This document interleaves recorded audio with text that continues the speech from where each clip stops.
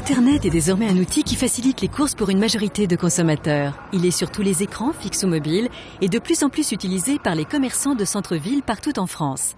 Pour preuve, voici 5 projets inventifs et technologiques pour rapprocher en un clic consommateurs et commerçants. À Nancy, les commerçants ont mis en place une application innovante pour téléphone portable baptisée Vitrine. Elle permet aux consommateurs de trouver le magasin qui propose le produit qu'ils recherchent. Vous arrivez à Nancy, vous n'êtes pas client habituel, ou vous connaissez mal la ville, vous cherchez un produit, vous tapez le produit sur votre téléphone mobile et immédiatement on va vous indiquer où se trouve ce produit, le nombre de magasins qui le font. Ensuite vous pouvez savoir où il se trouve, vous avez bien sûr l'adresse qui est indiquée, mais un plan qui va vous emmener directement au magasin en question. Delphine va bientôt se marier et elle cherche quelque chose de bien précis pour son futur époux, une lavalière. L'application l'amène tout droit au magasin adéquat. Bonjour. Bonjour, je me marie bientôt et je cherche une lavalière, je sais que vous en vendez. Oui, pas de souci. Alors, au niveau de votre robe, vous avez une robe de quelle couleur ? Pour moi qui ai le réflexe de faire des recherches grâce aux applications sur les smartphones, c'est vraiment très très pratique. Regardez, là je voulais trouver une lavalière pour mon mariage et en quelques clics j'ai trouvé tout de suite. Oui, je pense que celle-là est trop chargée. Trop chargée ? Oui. Les nouvelles technologies, et en l'occurrence le portable, c'est vrai que c'est intéressant. Du côté consommateur, ça permet de cibler en fait les boutiques. C'est là où on va mettre en valeur un service puisque le client sait ce qu'il vient chercher.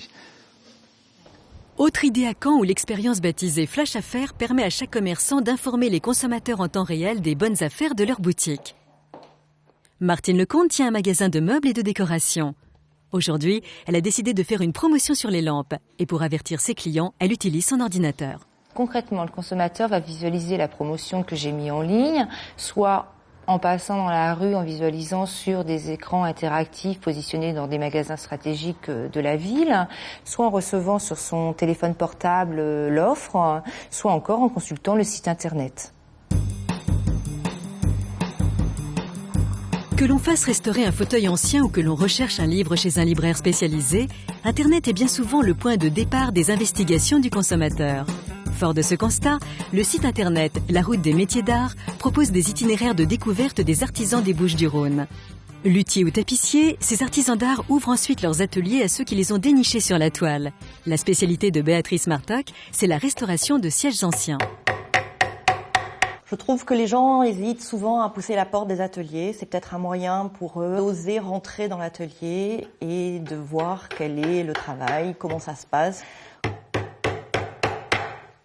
Je pense de toute façon c'est toujours bon d'ouvrir sa porte et que les gens puissent rentrer. Voilà. Nous on a quand même des métiers qui sont un peu cachés. On est toujours dans des ateliers avec pas forcément une jolie vitrine, pas forcément un endroit dans les top numéro 1 des emplacements à Marseille ou autre. Et ça va peut-être permettre effectivement aux gens de nous découvrir. À Brest, la librairie Dialogue héberge sur un site internet des libraires indépendants. En regroupant les stocks de ces commerces généralistes ou spécialisés, l'offre faite aux lecteurs s'élargit. Charles Kermarek est le libraire à l'origine de ce projet. En groupant une librairie à Brest, une librairie à Strasbourg, une autre à Dijon, une quatrième à Paris et une cinquième en Corse, on arrive très facilement à proposer à l'internaute immédiatement disponible 250 à 280 000 titres. Précisément, l'internaute va trouver sur une même fiche de livre, imaginez La Peste de Camus par exemple, son format en collection blanche, son format en collection folio, le même ouvrage en format numérique, en livre numérique, mais aussi en livre d'occasion. Clémence est une grande consommatrice de livres. Pour elle, avoir accès aux librairies indépendantes en ligne est une précieuse source de conseils. Je lis beaucoup, j'achète beaucoup de livres et les libraires nous apportent un conseil vraiment pointu, un regard de professionnel, de lecteur. Ils lisent beaucoup et ce contact-là, on peut le retrouver sur Internet puisque nous avons des commentaires, puisque nous avons des sélections de livres. Les marchés découverts se mettent aussi à l'heure d'Internet. Un futur portail permettra aux consommateurs de se renseigner avant le marché, mais également de le préparer en réservant ses courses auprès du commerçant par exemple. Un projet que décrit Isabelle Breton. Ce marché, comme les autres marchés du Rhône, va bientôt bénéficier d'un portail sur Internet, mais également d'applications sur téléphone portable. Vraiment, le but de ce projet, c'est de retrouver ce lien avec son commerçant qu'on a en vrai, en réel, le jour du marché, de le retrouver tout le reste du temps de manière dématérialisée. On est tous sur nos smartphones maintenant, donc il faut qu'il y ait une application aussi pour trouver son marché, pour préparer son marché. C'est ce qui intéresse particulièrement Guillaume, qui aime faire son marché mais qui rencontre souvent des difficultés. Moi je suis plutôt un lève-tard, donc c'est vrai quand on arrive en retard au marché parce qu'on a fait la bringue le samedi, il reste plus grand chose.